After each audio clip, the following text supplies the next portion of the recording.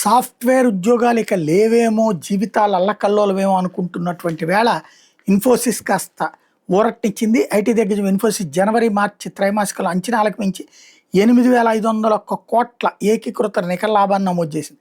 24-25లో ఇదే కాల లాభం 7,033తో పోలిస్తే 20.8% అధికం. దీంతో ఆదాయం 40,925 కోట్ల నుంచి 46,402 కోట్లకు చేరింది. ఈ 3 నెలల కాలానికి లాభం 27.25%, ఆదాయం 2% చొప్పున పెరిగినాయి. షేరు వారి అర్జన రూ. 21కి నిలిచింది. ఇదే సందర్భంలో ఇరాన్ యుద్ధం వల్ల ఆర్థిక వాతావరణం మార్పు వచ్చిన 25-26లో బలమైన పనితీరు ప్రదర్శించాం. $14.9 బిలియన్ పెద్ద ఒప్పందాలు సాధించాం. మా ఎంటర్ప్రైజ్ ఏఐకి ఉన్న బలానికి ఇది నిదర్శనం.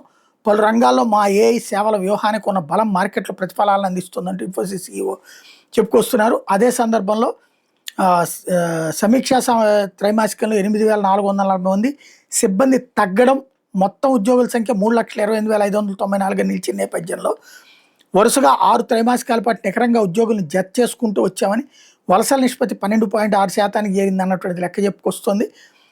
రాబోయేటువంటి రోజుల్లో 20,000 మంది ఫ్రెషర్లను తీసుకుని నేర్పుతామని చెప్తుంది అనమాట.